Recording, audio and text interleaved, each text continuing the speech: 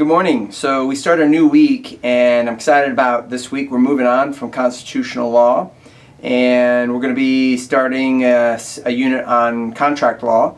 So pretty easy week ahead this week. We're going to do a couple of devotional videos, a couple of videos on the material.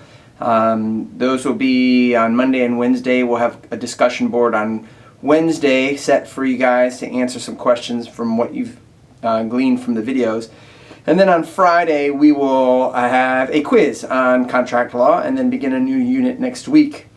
Today, we're going to start off our class today with a devotional thought, again, coming from Romans chapter 8. We're just going to pick up where we left off. I'm going to pick up verse 18, and here's how it reads.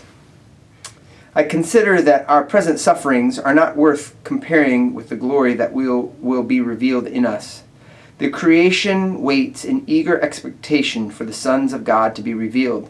For the creation was subjected to frustration, not by its own choice, but by the will of the one who subjected it, in hope that the creation itself will be liberated from its bondage to decay and brought into the glorious freedom of the children of God. We know that the whole creation has been groaning as in the pains of childbirth right up to the present time. Not only so, but we ourselves, who are the first fruits of the Spirit, groan inwardly as we wait eagerly for the adoption as sons, the redemption of our bodies. For in this hope we were saved. But hope that is seen is no hope at all. Who hopes for what he already has? But if we hope for what we do not yet have, we wait for it patiently.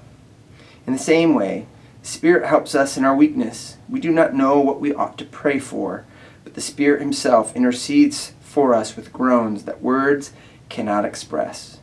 And who searches our hearts knows the minds of the Spirit, because the Spirit intercedes for the saints in accordance with God's will.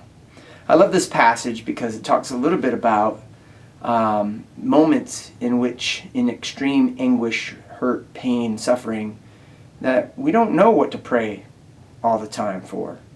And I love the fact that the Holy Spirit can intercede for us with just groans and grunts and utterances that we might not even really know what we're trying to say. I'm sure most of us, I know I have, there have been moments where I don't know how to pray for someone. I don't know what to pray for. And even in this unique time and circumstance, sometimes it's really hard to understand what should I be praying for. And I'm thankful that we have the Spirit intercedes for us in doing so. And I love how the next section begins, and it says, "And we know that in all things God works for the good of those who love Him, who have been called according to His purpose. For those God foreknew, He also predestined to be conformed to the likeness of His Son, that He might be the firstborn among many brothers. And those He predestined, He also called. And those He called, He also justified. Those He justified, He also glorified. What then shall we say in response to this? If God is for us, who can be against us?"